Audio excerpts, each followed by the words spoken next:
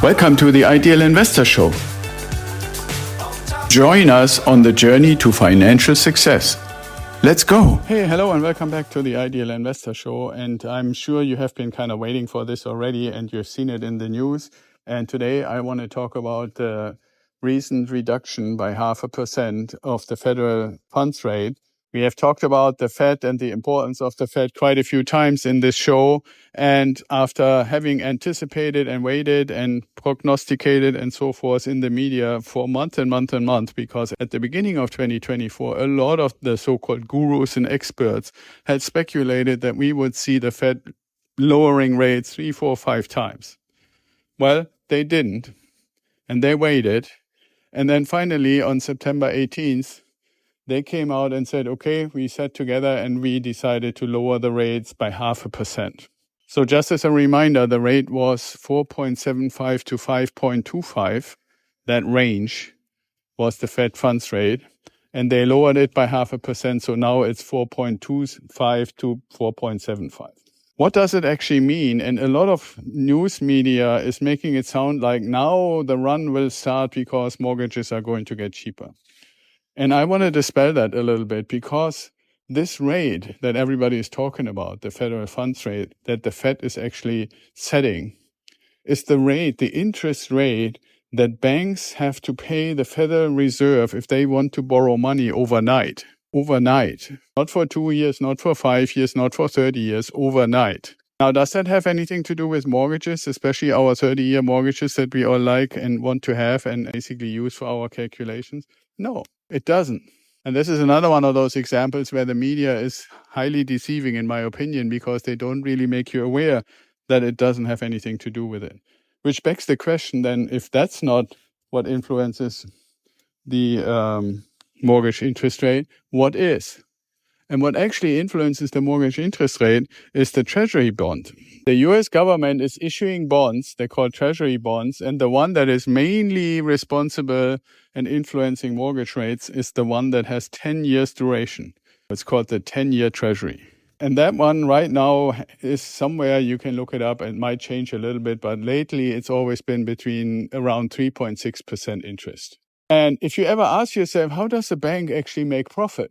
Well, the bank is basically taking that 3.7 or 3.6% rate and says, okay, we need to live, we need to make a profit. So they add about 2.5%. So now you're right around 6% total. And that is what a regular mortgage, 30-year mortgage costs you in interest right now. And if you're an investor, like we have to pay an extra 1% because the banks have somehow convinced the lawmakers that lending to an investor is more risky than lending to somebody who is actually moving into the property. I don't agree with that, but we can change it. That's one of those things that is just the way it is. And so instead of us paying 6%, we pay 7%. You might say, okay, well, if this borrowing rate that the Fed is setting is coming down, wouldn't that mean that the interest rate for the 10-year Treasury is also coming down? And the answer is not necessarily. Because if you ask yourself, who are the people who actually buy these treasuries? Those are the people, and oftentimes they are large institutions and there are countries, central banks of countries. And the question that they have to answer is twofold. Number one, what do we think the economic development in the United States is going to do? And number two, how likely are we believing, or how likely is it that the government that we are buying these treasury bonds from will be able to buy or pay them back at maturation?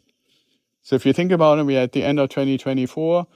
The government of Belgium, let's say, is contemplating to buy 10-year treasury bonds for 3.75% interest right now. They would have to believe that the US government will pay back that treasury bond, the money that they basically received from Belgium, in 2034 plus interest. Now, why would Belgium doubt that this will happen? Well, one reason why they might doubt it is because the government right now in 2024 has $35 trillion in national debt. 35 trillion. They're paying right now per year 1 trillion just to pay the interest. And on top of that, they're adding a new trillion every 100 days, or 3 trillion per year right now. So if they were to stay at that rate, at 3 trillion per year, the debt, the US government, would be 65 trillion at the point in time when that bond that you buy today would be ready to be basically returned, and you wanted to collect your money plus interest. And the payment on those 65 trillion is probably more than 2 trillion. And at least by today's numbers, the government is only getting 4 trillion in taxes per year. Is it more or less likely that you will ever get your money back? And if you come to the conclusion, well, it's getting more and more risky if I give the US government this money for 10 years that I'm going to get it back, the next question that is being asked is 3.6% enough interest, especially in comparison to other countries? Because every country in the world, at least in the Western world, is issuing treasuries. The higher the risk is that the money is not going to come back, the more interest they have to offer to find somebody who is willing to buy these treasuries. So there are many, many people who are saying there will come a point soon where the US government is not going to be able to sell these 10-year treasuries for 3.6% anymore. They might have to offer 4% or 4.5% or even 5%. Now you might say, where is this discussion about the treasuries going? If it is like it is, and I want you to be aware of that 30-year mortgage interest rates are not really related to how much the banks have to pay overnight when they borrow money. They're really related to what is the interest rate on 10-year treasuries. If the US government has to give a country 4% interest, so they buy these treasuries, and then you add the 2.5% so the banks can make a profit, then you can see that interest rates for your mortgage are actually going up, even if the Fed rate is going down. Can I be sure that that is going to happen? No. But what I want you to be aware of is this change that everybody has been waiting for, that the Fed is finally starting to lower their interest rate. And the media making you believe that that will now suddenly have impact on everything else that has to do with lending is deceiving, especially when it comes to mortgages, because, like I said, mortgages are figured by the 10-year treasury plus 2.5% roundabout.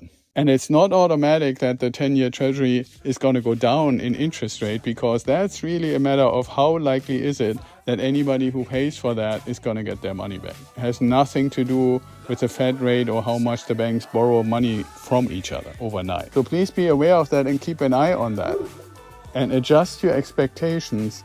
And like many times before, please don't just jump on the stuff that the media is trying to suggest, because lately, and it's really sad for me to say this, but I'm finding that the information in the media is just misleading and could theoretically lead to completely wrong decision making. So don't fall for it and make your own decisions, do your own research, come and join our community, and let us all work together to make sure that we do the right stuff.